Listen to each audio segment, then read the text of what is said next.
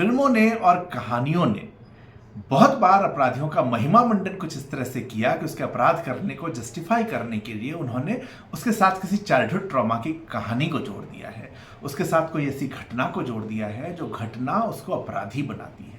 लेकिन हकीकत यह है कि सब लोग ऐसे नहीं हैं। कुछ अपराधी ऐसे हो सकते हैं, बहुत सारे अपराधी ऐसे हैं जो जन्मजात अपराधी हैं। पैदा हुए और बड़े होते हुए उनका दिमाग ही अपराध में लगने लगा और तमाम बंधनों को तोड़ते हुए वो अपराध करने को ही इंजॉय करने लगे।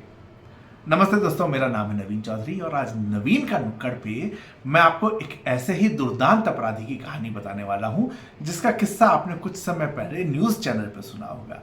और इस अपराधी का नाम है विकास दुबे। ये नाम शायद आपको याद आ रहा हो, ये वही अपराधी है जिसने उत्तर प्रदेश में कई सालों तक आतंक मचाया और बाद में उत्तर प्रदेश पुलिस ने उसका एनकाउंटर किया था। उसकी गाड़ी पलट गई थी, गाड़ी पलटने के बाद एनकाउंटर हुआ। बहुत सारे मीम जो है सोशल मीडिया पे उसके बाद चल रहे थे। तो आज विकास दुबे के बारे में बात करने के लिए मेरा रेफरेंस पॉइंट है पत्रकार संजीव मिश्र के द्वारा लिखी हुई किताब बवाली कनपुरिया। ये किताब विकास दुबे के एनकाउंटर और उसके जीवन के ऊपर आधारित है और पेंगुइन स्वदेश ने इसको पब्लिश किया है। तो आइए शुरू करते हैं विकास दुबे की कहानी। 1968 में बिकरू नाम के एक गांव के अंदर विकास दुबे का जन्म हुआ था। उसका जो परिवार है वो एक साधारण परिवार था, ऐसा नहीं कि बहुत अमीर है या बहुत गरीब है। जो मैं ट्रॉमा की बात कर रहा था, कुछ भी नहीं था। एक साधारण परिवार जो कि अपना जीवन यापन ठीक तरीके से कर सकता है। तो उनको लगा था कि भाई विकास आया है, बेटा हुआ है, अच्छे दिन आएंगे, तो अच्छे दिन आने की उम्मीद में उन्होंने विकास नाम बेटे का रखा। पर विकास बचपन से बहुत ज़्यादा ब्रिलियंट था, बहुत इंटेलिजेंट विद्यार्थी था। उसको स्कूल में जब एडमिशन दिलाया गया तो उसके टीचर्स बहुत खुश थे कि बहुत तेज है, सारी चीज़ें फटाफट पकड़ लेता है, सीखता है, बताता है। लेकिन ये जो खुशी थी पेरेंट्स की, ये बहुत ज़्यादा दिन नहीं टिकी। विकास जैसे ही थोड़ा सा बड़ा होने लगा, स्कूल में उसकी शरारतें शुरू हुई। उसने सबसे पहले अपने टीचर्स को ही अपना शिकार बनाया। लड़ाइयाँ हुई, स्कूल के टीचर की एक बार उसने साइकिल को छुपा दिया और ये पहला इंसिडेंट है। एज अ पेरेंट मुझे लगता है कि हमें इस चीज़ को ध्यान देना चाहिए कि बच्चों का रिएक्शन क्या है। उसने अपने ही एक टीचर की साइकिल को छुपा दिया था और जब हेडमास्टर शिकायत करने उसके घर पहुंचते हैं तो वो हेडमास्टर को आंखें तरेल कर देखता है। ये वो पहला सिग्नल था जब विकास ने दिखाया कि वो एक अपराधी है और उसको कोई शर्म नहीं है उसने जो हरकत की उसके ऊपर। खैर, इसके बाद विकास की हरकतें बढ़ती ही रही। पेरेंट्स के समझाने पे वो समझा नहीं और अक्सर ऐसा होता है कि लगता है कि बच्चे की जगह चेंज कर दो, संगत चेंज हो जाएगी। तो विकास के फादर ने उसको रसूलाबाद भेजा जहां विकास के चाचा अपना एक बिजनेस चलाते थे। वहां पर उसका एडमिशन करवाया गया, लेकिन विकास की हरकतें नहीं रुकी। विकास वहां से क्या करता था, स्कूल बंक करता था और पास में एक शिवरी नाम की जगह है। शिवरी में जो है इनका इसके अधिकतर दोस्त पढ़ने जाते थे। जब 8वीं क्लास से आगे निकल गए थे उसके बाद तो वहाँ पढ़ने जाते थे, तो ये वहाँ पहुँच जाता था, उन दोस्तों के साथ रहता और वहाँ पर उसने बदमाशियाँ शुरू की। स्कूल में रहते हुए ही उसने अच्छा खासा वहाँ पर आतंक जमा दिया था। इसके दोस्त इसको कहते हैं मैं मिस करता हूँ, तो कहता चिंता मत करो, मैं वापस आऊँगा, हम सब मिलकर राज करेंगे। तो ये माइंडसेट जो है उसका उसी 15-16 साल की उम्र के अंदर इस तरह का माइंडसेट था। शिवरी जो जगह है, इस जगह ने एक्चुअली विकास के क्राइम को बहुत ज्यादा बढ़ावा दिया। विकास स्कूल से भागता, शिवरी जाता, वहां पर अपराध करता, वहां पर लोगों को डराता धमकाता। इसका एक पूरा अपना गैंग था, गैंग दुकानों पे हमला कर देता, हफ्ता वसूली करता। तो अब हुआ क्या कि लोगों ने शिकायत नहीं की। पता नहीं हम लोग जो है अपराधियों से इतना डरते क्यों हैं। लोगों ने शिकायत नहीं की, उल्टे इसके अंदर कुछ लोगों ने अपनी दुश्मनियां निकालने के लिए विकास का इस्तेमाल करना शुरू किया। विकास को कह के कि चलो तुम्हें इतना मिलेगा और किसी से अपनी दुश्मनी निकलवानी है, ये काम विकास से करने लगे और विकास को इस काम में मजा आने लगा। तो विकास जो है शिवरी का एक बड़ा बदमाश बन गया, उसका वहां पर दबदबा जमने लगा। ऐसे में बहुत सारे प्रभावशाली लोग भी थे, जो पैसे वाले लोग थे, कुछ एक लोग जो नेताओं के संपर्क में थे, वो भी इसको कहीं न कहीं नेताओं से मिलवाने लगे।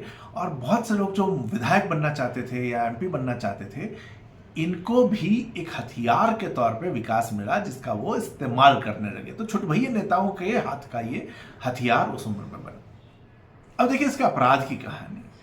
1985, 17 साल का विकास, इसके गांव में एक शादी थी, गांव की बेटी की शादी थी। और जो हम सब लोग जो भारतीय संस्कृति से, गांवों से जुड़े हुए, हम जानते हैं कि जब गांव में बेटी की शादी होती है तो पूरे गांव के घरों की शादी होती है, पूरा गांव उसमें लगता है।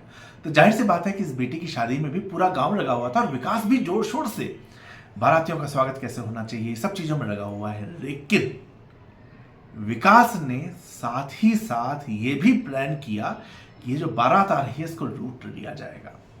इधर वो गांव में लगा रहा, इधर अपने कुछ दोस्तों को उसने बारातियों का रास्ता भटकाने के लिए लगाया, और बारातियों का रास्ता जो है इसके दोस्तों ने भटकाया, उनको सुनसान जगह पर ले गए। इन सारे दोस्तों ने मिलकर बारातियों से गहने पैसे छीने, और उसके बाद विकास चुपचाप आकर जो है अपने गांव में काम करने लगे। समहाउ बाराती लुटे पिटे जैसे भी पहुंचे, गांव में कोहराम मच गया। किसी एक बाराती ने विकास को आइडेंटिफाई कर लिया और विकास वहां से भाग गया। ये पहली बार था कि जब गांव के लोग सन्न हो गए कि आखिरकार अपने ही गांव के बेटी की बारात को कोई कैसे लूट सकता है।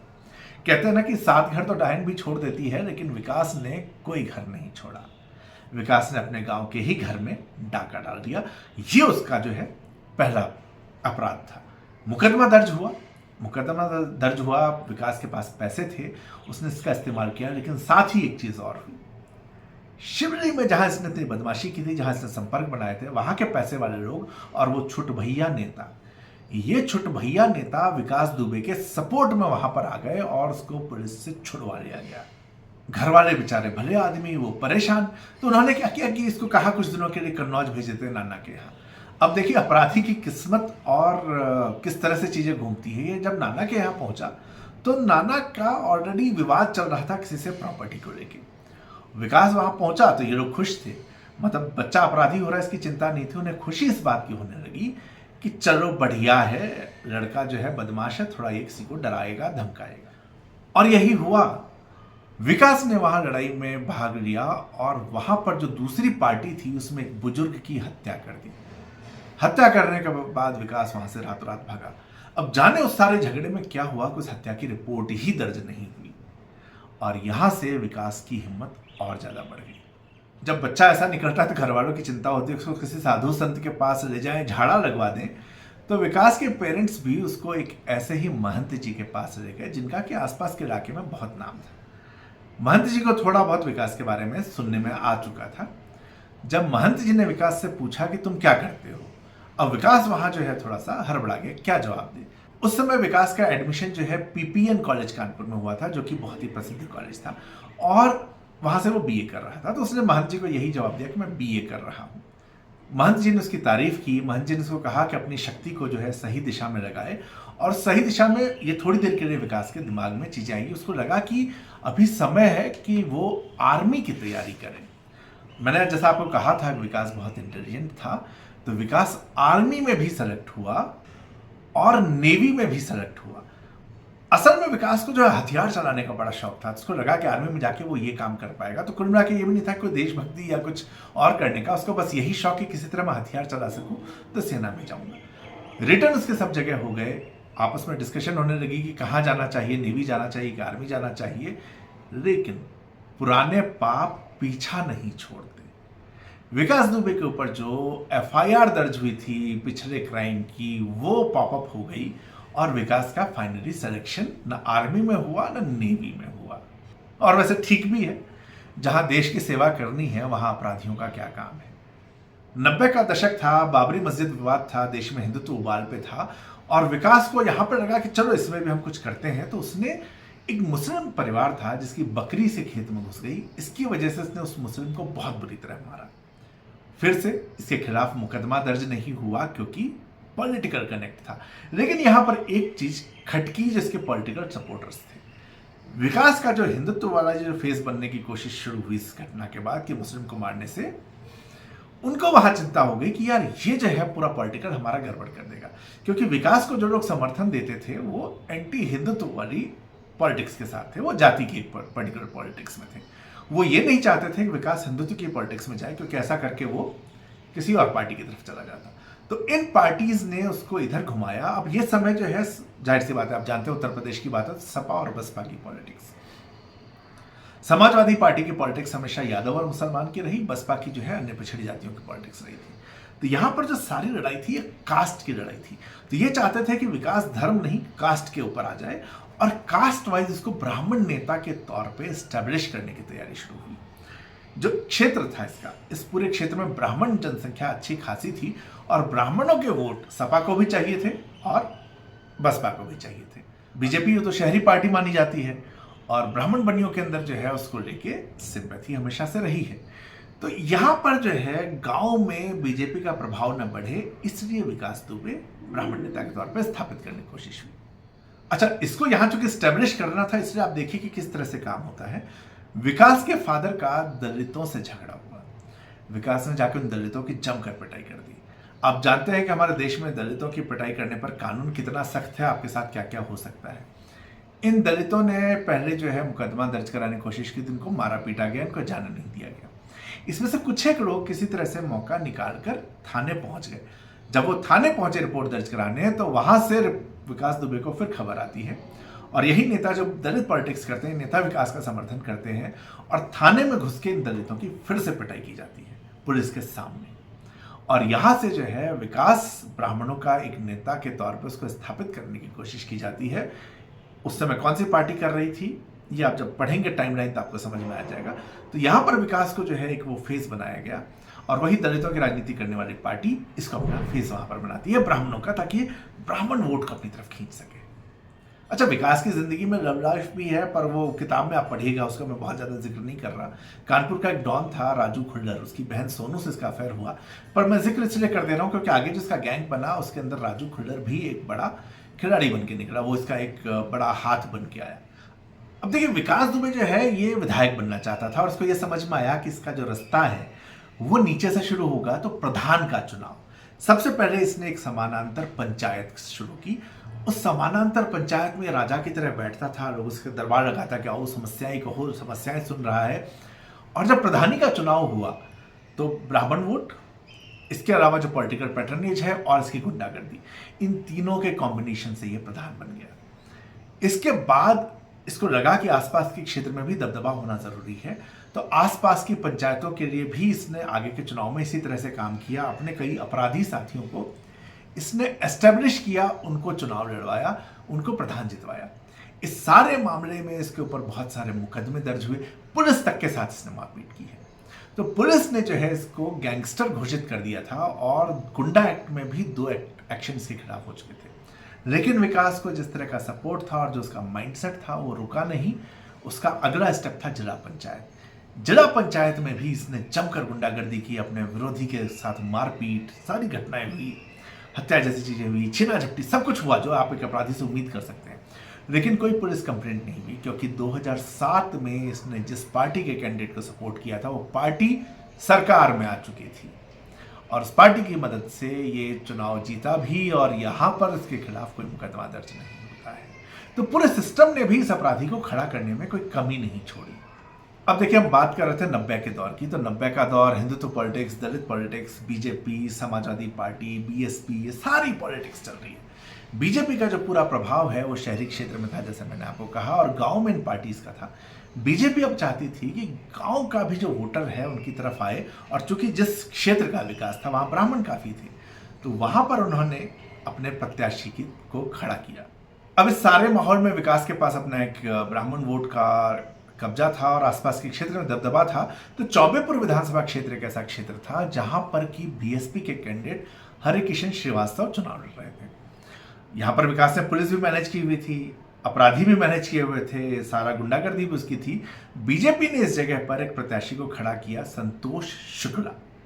संतोष शुक्ला खड़े हुए, लेकिन पूरा का पूरा एडमिनिस्ट्रेशन से लेके सब कुछ ब्राह्मण वोट विकास के हाथ में थे और रिजल्ट ये हुआ कि वहां पर हरिकिशन श्रीवास्तव चुनाव जीते विकास के सपोर्ट के साथ। अच्छा, संतोष के साथ एक और झगड़ा था कि इसी क्षेत्र में पंचायत के एक चुनाव में ललन वाजपेयी नाम के एक प्रत्याशी थे जो बीजेपी से थे, उनको संतोष शुक्ला ने सपोर्ट किया था। तो ब्राह्मण वोट की ही चूंकि सारी कहानी है, तो वहां पर वाजपेयी चुनाव जीते हैं, वाजपेयी उनके खास आदमी थे, तो वो संतोष शुक्ला का जो है प्रचार पूरा कर रहे थे। तो जब संतोष शुक्ला चुनाव हारते हैं तो विकास और इसके साथ ही माफी चाहता हूँ, ललन वाजपेयी के जो भाई हैं राकेश, उसके ऊपर भी हमला करते हैं। तो ये जो है इसके बाद जीतने के बाद इसकी गुंडागर्दी वहां नहीं रुकी।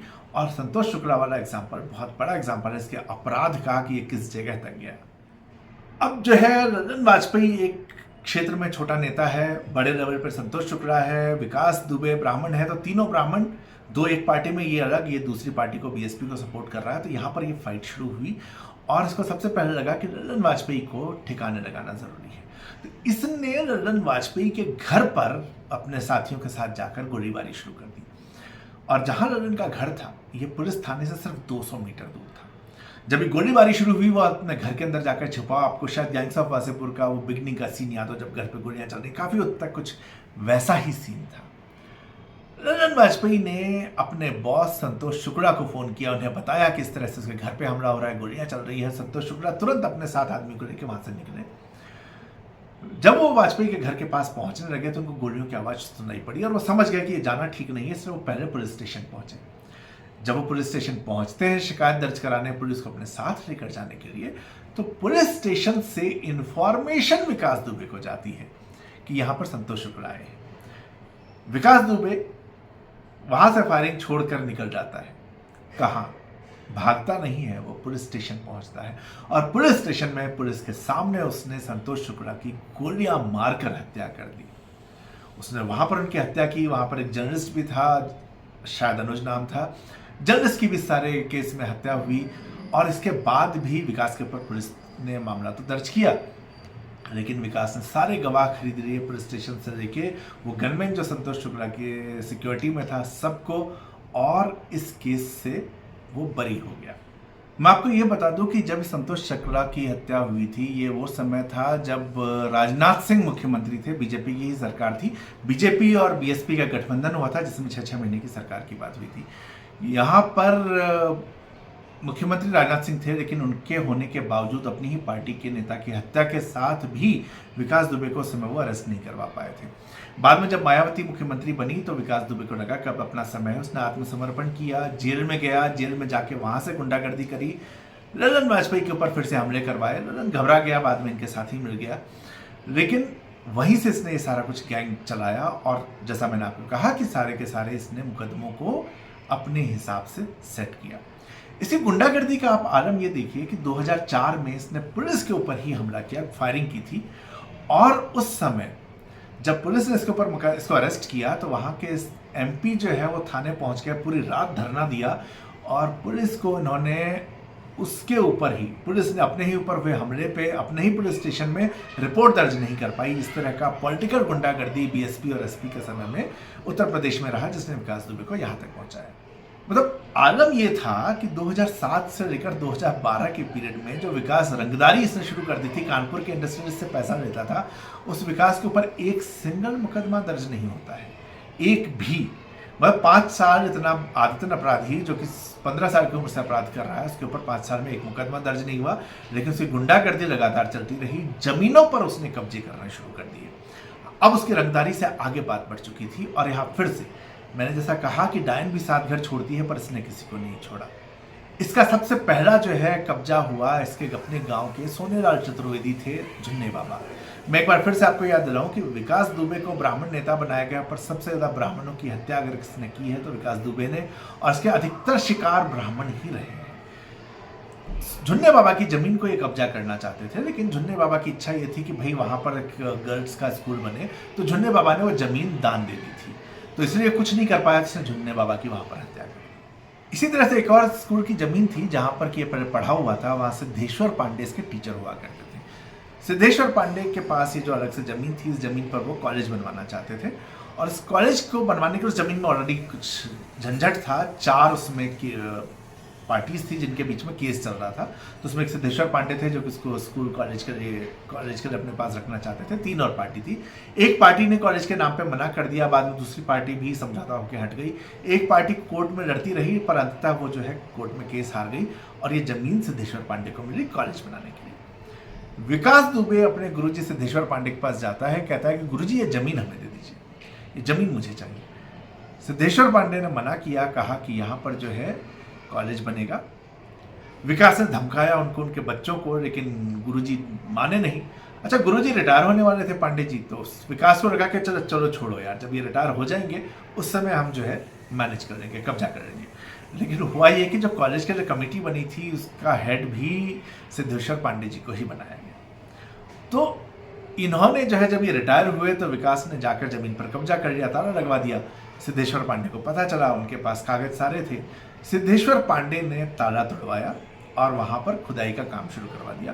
पुलिस को सारी इंफॉर्मेशन दी गई। विकास दुबे को जब पता चला तो गुस्से में तमतमाता हुआ वहां आया, धमकियां दी और उसने वहां सबके सामने गोली मारकर सिद्धेश्वर पांडे की हत्या कर दी। इस पूरे मामले के अंदर भी सिद्धेश्वर पांडे के बेटे को छोड़कर और कोई भी नहीं था जो कि गवाह पलटा ना हो।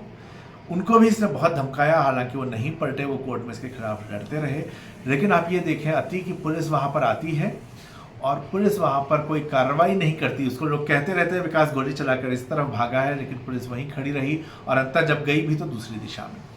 तो ओवरऑल सारी सूचना के बाद भी पुलिस इंतजार करती रही। तो पुलिस का जो है अपराधीकरण, अपराधियों का पुलिसीकरण, दोनों चीजें यहाँ पर हुई और ये सब साथ में रहे, जिसका प्रभाव हुआ कि विकास दुबे इतना गुंडा बनता गया। तो पॉलिटिक्स, पुलिस, ये दोनों हुआ।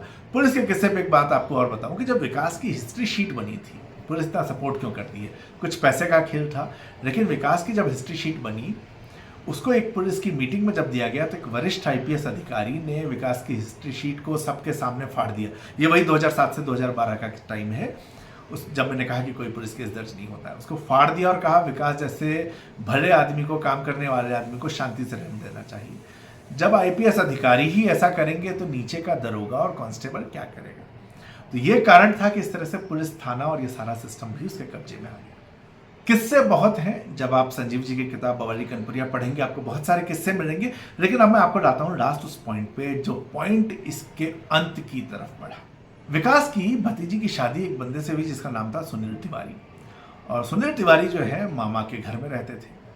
अब जाने कैसी रामललाई जोड़ी होती है, एक सारे अपराधी साथ में मिलते हैं। जब मामा की मृत्यु हुई तो सुनील तिवारी अपने ही मामा का जो है जमीन पे कब्जा करने की कोशिश करने लगे, उसको हथियाने लगे।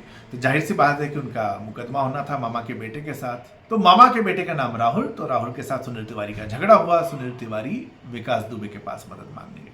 विकास दुबे गए, राहुल की पिटाई विटाई की गई और उसके बाद उसको धमका धमको के छोड़ दिया। राहुल नहीं माना, राहुल पुलिस थाने गया। राहुल पुलिस थाने गया तो वहां पर एक इंस्पेक्टर थे विनय तिवारी, तो विनय तिवारी को वहां से लेके आता है। लेकिन जब विकास को पता चला विनय तिवारी आया तो विकास फिर से आता है, राहुल को फिर पीटता है, विनय तिवारी को भी पीटता है और विनय तिवारी को पूरे गांव के सामने, उसके साथ जो पुलिस के 2-3 कांस्टेबल आए थे उनको वो बंधक बनाता है, क्योंकि विनय तिवारी बीच में सारी इसकी मारपीट की वीडियो बनाने लगे थे। तो विनय तिवारी का ये अपमान हुआ। विनय तिवारी अपने अधिकारी के पास गए, उन्होंने इस बात की शिकायत की और शिकायतें बहुत हो रही थी। अच्छा, इस बीच में एसपी एक ऐसे अधिकारी थे जो कि नीचे से प्रमोट होते हुए उस डीएसपी रैंक तक पहुंचे थे, और ये अधिकारी जो है ये विकास से कभी दबे नहीं है। विकास के खिलाफ मुकदमा उन्होंने किया, विकास ने गुंडागर्दी की तो विकास के ऊपर बंदूक भी तान चुके थे। तो ये अधिकारी, इनको लगा कि अब समय बहुत आ चुका है, हमें विकास को गिरफ्तार करना चाहिए, और पुलिस को अरेस्ट किया। पुलिस को इस तरह से मारपीट करके बांधा गया है तो जाहिर सी बात है इस पर मामला बनना था।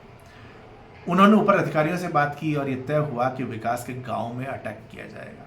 लेकिन विकास जो अब तक इतना क्राइम कर चुका था ये अब ऐसे नहीं रहता था, इसने एक महल बना लिया था। उस महल में जगह जगह अपराधी थे, जैसा फिल्मों में देखते हैं कि उसके अंदर आप घुस नहीं सकते।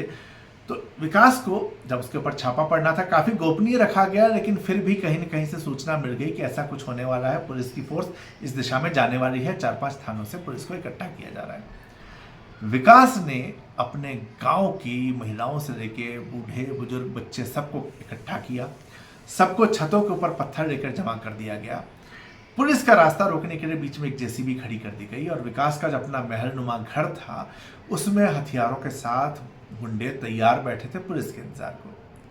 पुलिस जब पहुंची तो उनके ऊपर से पथराव हुआ। उसके बाद पुलिस जो है आगे बढ़ी तो जेसीबी की वजह से कई लोग गिरे और रास्ता रुका, वो भाग नहीं पाए, और जो लोग आगे बढ़ पाए उनके ऊपर फायरिंग शुरू हो गई। इस पूरे मामले में 8 पुलिस वाले मरे थे और बहुत सारे घायल हुए थे। अच्छा, इनकी गुंडागर्दी क्या थी आप देखिए कि इनका ये भी नहीं था कि इनकी हिम्मत इतनी कि इस तरह से हम छोड़ेंगे नहीं, इतना बुरा मारेंगे इनको कि जिनको मारा गया उनके शव को केरोसिन से जला दिया जाए। तो इन्होंने वो कोशिश भी की कि वहां पर केरोसिन डालकर उनको मारा जाए। तो इसमें गाँव के बहुत सारे लोग इन्वॉल्व थे। इन्फॉर्मेशन मिली कानपुर से और पुलिस फोर्स आई तो ये केरोसिन डाल के अधिकतर को जला नहीं पाए, केरोसिन डाला जला नहीं पाए। तो ये सारी चीजें, एक आध शव शायद जला था, मैं अभी मुझे ठीक से याद नहीं है। तो ये इनका इंटेंशन था। पुलिस के आने की इन्फॉर्मेशन मिलती है तो गांव के लोग भाग जाते हैं। विकास दुबे भी भागा। पुलिस ने उसके गांव के तो बहुत सारे लोगों को अरेस्ट किया, एक आध का काउंटर भी किया, लेकिन विकास दुबे भागना शुरू हुआ। वहां से सबसे पहले गाजियाबाद गया, फिर फरीदाबाद गया, फिर ग्वालियर होते हुए वो उज्जैन पहुंच गया। अब तक जो है टीवी पर सूचना आ चुकी थी, बीच में और बहुत सारे गेम हैं जो इसने खेले, इस सबको आप संजीव जी की इस किताब के अंदर पढ़ेंगे।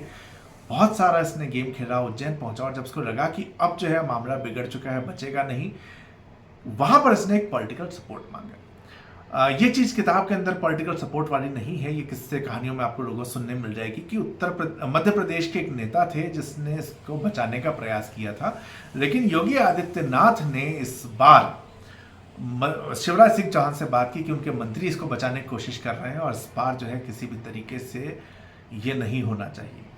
तो ये उनके बीच की बात हुई थी, तो मंत्री शायद पीछे हटे, लेकिन उन्होंने उसके लिए एक रास्ता खोजा। ये हिस्सा किताब में नहीं है, ये सब जो लोगों से सुनी हुई बातें हैं। रास्ता खोजा और विकास दुबे महाकालेश्वर के मंदिर में गया। अब तक जो छिपता हुआ जा रहा था वो विकास दुबे वहां पर खुलेआम जाता है, क्योंकि टीवी पर चेहरा दिखाया जा रहा है, पहचाना जा सके। वहां के एक सिक्योरिटी गार्ड को उसका चेहरा जाना पहचाना लगा और विकास को लगा कि इसको पहचान रहा है, तो विकास जानबूझकर इसके सामने कई बार गया। इस प्राइवेट सिक्योरिटी गार्ड ने पुलिस को इन्फॉर्मेशन दी कि संभवतः विकास दुबे यहाँ पर है। पुलिस आई, विकास दुबे बाहर आया, वो तो खुद इंतजार कर रहा था। जैसे ही वो आई, साथ साथ मीडिया को भी इन्फॉर्मेशन दे दी गई थी। मीडिया भी वहां पहुंच गई और वहां से विकास दुबे कहता, हाँ मैं ही हूं विकास दुबे, वो कानपुर वाला। तो हिम्मत देखिए किस तरह से उसने आत्मसमर्पण किया, क्योंकि उसको ये संदेह हो गया था कि जो कुछ हो रहा है उसको शायद एनकाउंटर उसका कर दिया जाएगा। तो मीडिया के सामने आने से वो अपने आप को बचा पाया। अब उसकी कोशिश ये थी कि मीडिया उसके साथ रहे ताकि पुलिस इसका एनकाउंटर न कर पाए, और यही हुआ। जब उत्तर प्रदेश पुलिस उसको वहां से लेकर चलती है तो उसके साथ साथ मीडिया का पूरा काफिला चलता है। आपको याद होगा उस समय, ये जुलाई 2020 की बात है, जब लॉकडाउन खत्म हुआ था, उसके ठीक सब बाद की बात है, फर्स्ट लॉकडाउन के बाद। मीडिया का पूरा काफिला इसके साथ चलता रहा। विकास दुबे अब कहाँ पहुंचा, विकास दुबे क्या हुआ, ये सारी चीजें दिखाते रहे लगातार। लेकिन 10 जुलाई को जब कानपुर देहात में पुलिस एंटर होती है तो पुलिस ने मीडिया को रोक दिया। मीडिया ने बहुत हंगामा मचाया, लेकिन पुलिस ने उनको आगे नहीं बढ़ने दिया। और उसके बाद ऑफिशियल सूचना ये है कि एक जगह पर धुंध की वजह से नहीं दिखा, तो ड्राइवर ने गाड़ी मोड़ी और ड्राइवर जो है गाड़ी उससे पलट गई। एक्सीडेंट हुआ, गाड़ी पलट गई, और इसका मौके का फायदा उठाते हुए विकास दुबे गाड़ी से बाहर निकला। उसने पुलिस वालों की पिस्तौल छीनी, भागने लगा, गोली चलाई, और बदले में पुलिस ने गोली चलाई। वो सब जो आप जानते ही हैं, फिल्मों में देखा ही है। तो इस तरह से विकास दुबे की वहां पर मृत्यु होती है। लेकिन ये पूरी की पूरी कहानी भारतीय लोकतंत्र के लिए और भारतीय समाज के लिए मुझे लगता है कि इससे बड़ा कलंक नहीं हो सकता। जाति के नाम पे हम ऐसे अपराधियों को सपोर्ट करते हैं जो अंततः अपनी, अपराधी किसी का नहीं होता, जाति का नहीं होता।